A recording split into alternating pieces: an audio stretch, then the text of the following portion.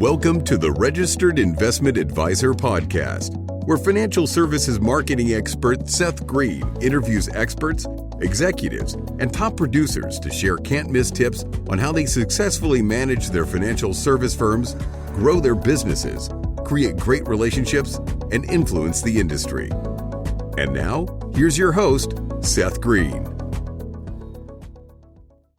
Welcome to the podcast. This is your host, Seth Greene. Today, I've got the good fortune to be interviewing Roman Beylin, who is the founder of DueDilio, an expert network focused on M&A due diligence.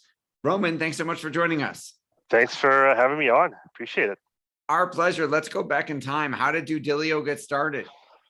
Like all great things, I started DueDilio to solve my own problem, honestly. I started my entrepreneurial journey around 2014. I started a consulting company selling data to hedge funds. Then I sold that business a couple of years later to a market research firm. And I had the personal trouble finding the right deal team, kind of assembling my deal team, whether it's lawyers, accountants, whatever.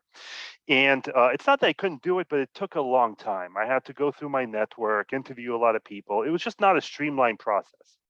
So I thought that there has to be a different way. So that's kind of how the idea was born.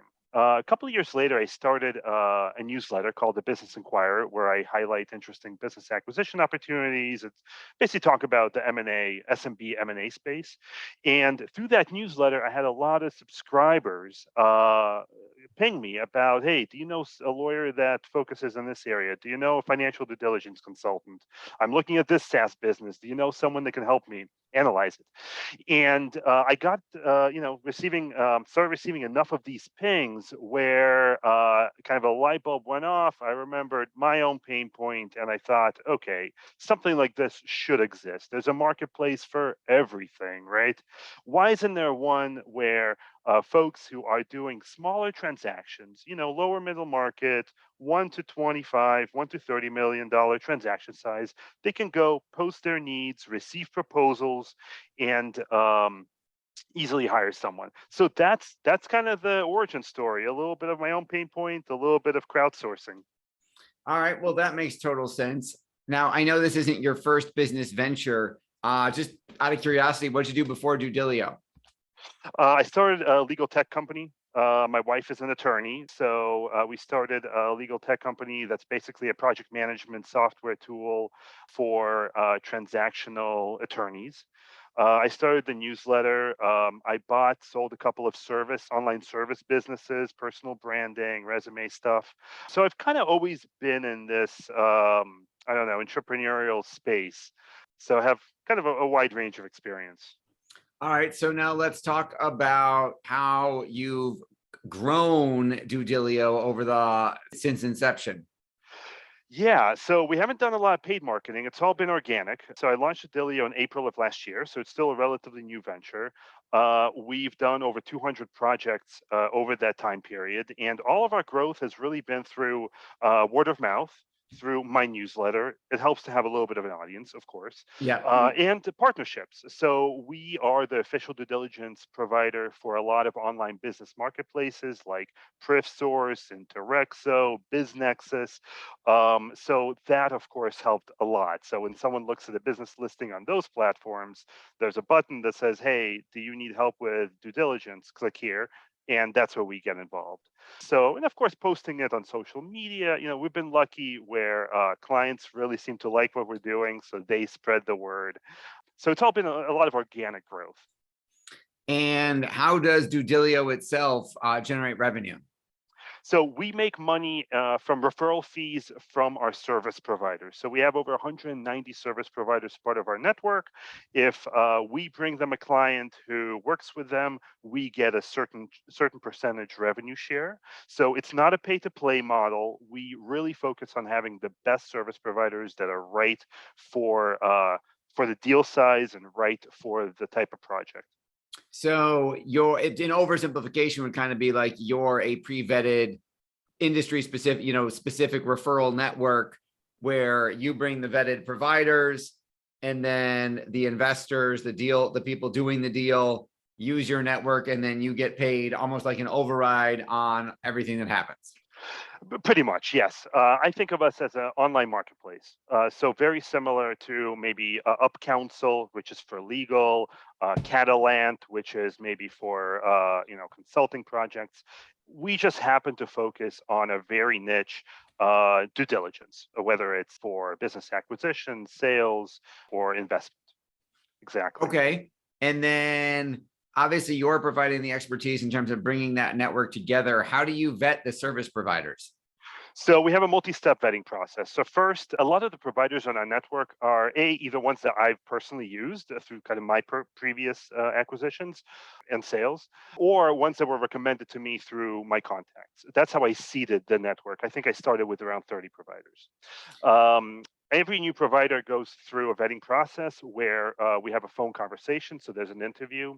I do an extensive online search. Basically, if someone's a CPA or someone's a lawyer and they're applying, I want to see what their ratings are, make sure there's no lawsuits or adverse actions that I find online about them.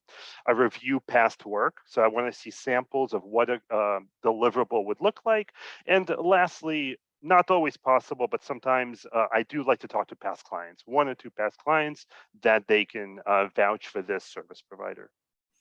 That makes a lot of sense. Now, how are service providers finding you to want to join to the network? That's a good question. Right, because eventually your warm network runs Yeah. out, even if everybody refers somebody else. Yeah, so I think, at this point, I think we're getting good brand recognition in the community. So we have a lot of, let me think, probably 3 to 4 new service providers apply to join the network on a weekly basis.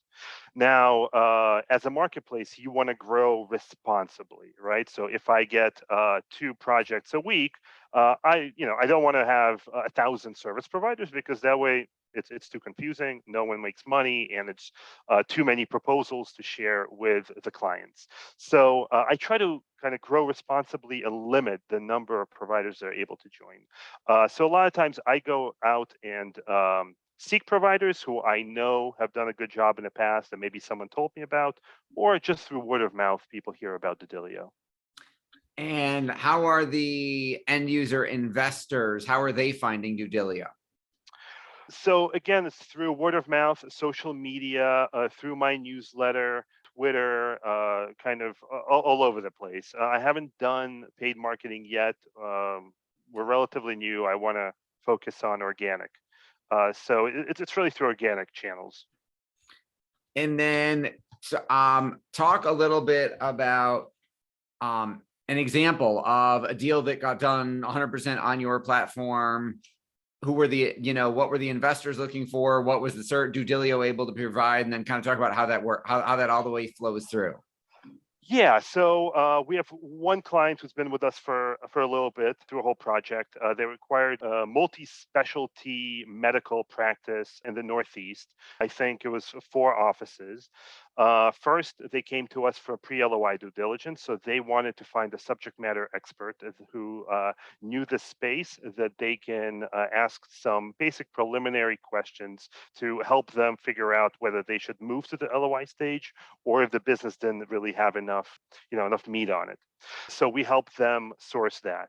Once they got to the LOI stage, they asked us for attorney recommendations for someone that specializes, that has this specific experience.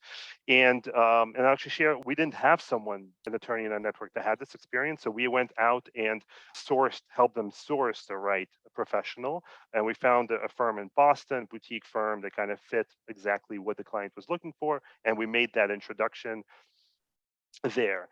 And actually, it just happens to be today, this morning, I got another request from the same client that now the deal is closed, and they're looking for someone to be kind of an outsourced or fractional CFO type role, who has this experience, who can come in and institute some processes, put some systems in place, and basically help them run the financial function of the business. So you can see kind of the progression there.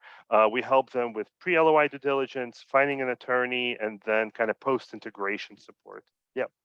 And you've got, I believe, over 189 projects completed, probably more than that now. Well, that, Talk about how, what type of industries have those deals been in?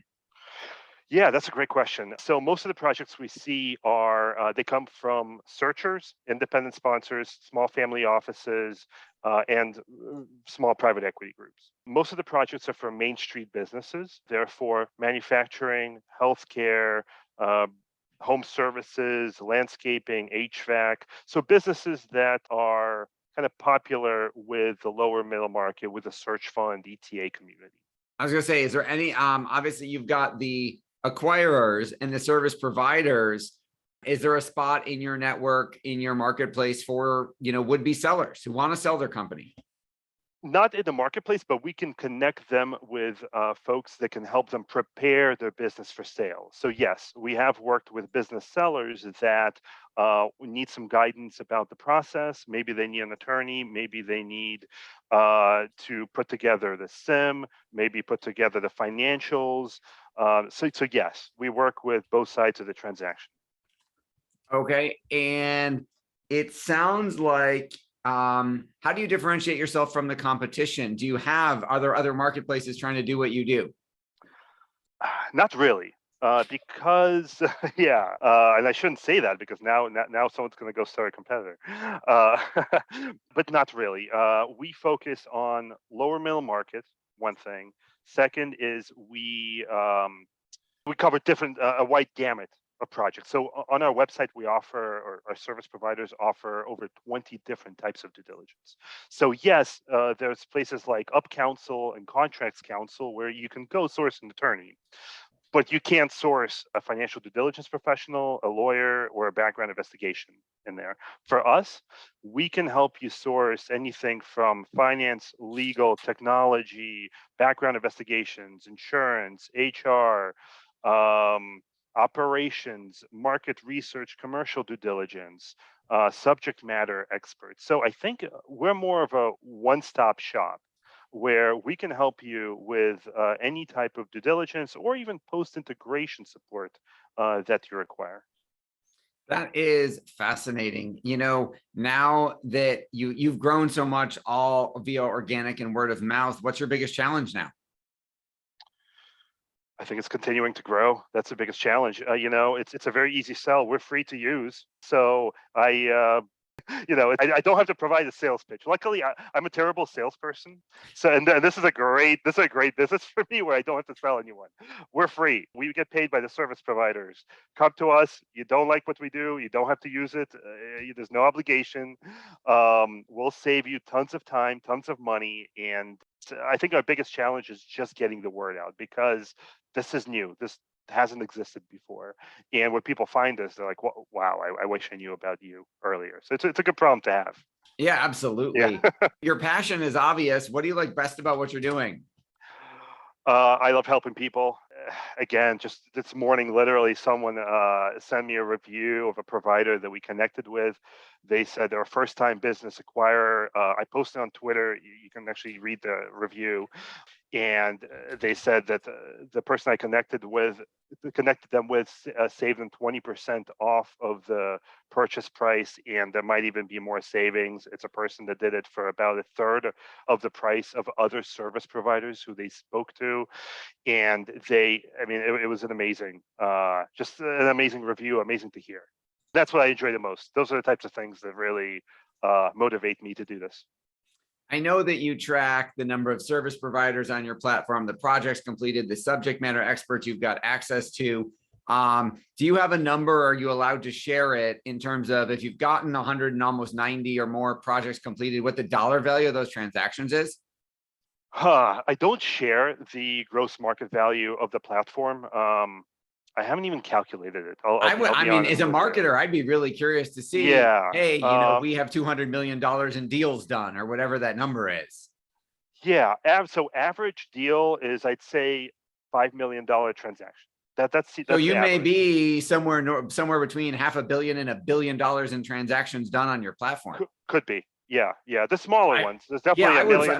There's right. I would find out, because you could certainly use that in your marketing for sure.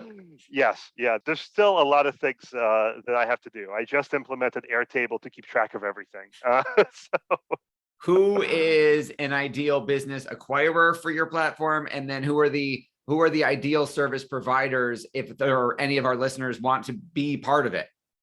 Yeah, ideal clients, business buyers, seller, intermediary, really anyone in the M&A space who's doing deals in the lower middle market between 1 and 25 million, 1 and 30 million transaction size. In terms of, in one sense, it's a narrow market. In another sense, it's really anyone that's doing kind of these size deals. On the other side, it's someone that works with this market. If you have either specific domain expertise, right? If you're a subject matter expert, maybe you yourself operate in a manufacturing business or a healthcare business, and you want to do some consulting to help people who are acquiring a business, come to us. We'll find clients for you. If you're a CPA or marketing due diligence, really anyone that is interested in helping people who are acquiring or selling a business go through that process. We're happy to talk. That makes a lot of sense. Yeah. We know your time's incredibly valuable. I got a page of notes of ideas. We're going to get you booked on some other podcasts that we produce for sure. For our folks watching and listening, go check out DueDilio, DILIO.com. This has been Seth Greene with Roman Beylin. Roman, thanks so much for joining us. Thank you for having me. It's great. Thanks everybody for watching or listening. We'll talk to you or see you next time.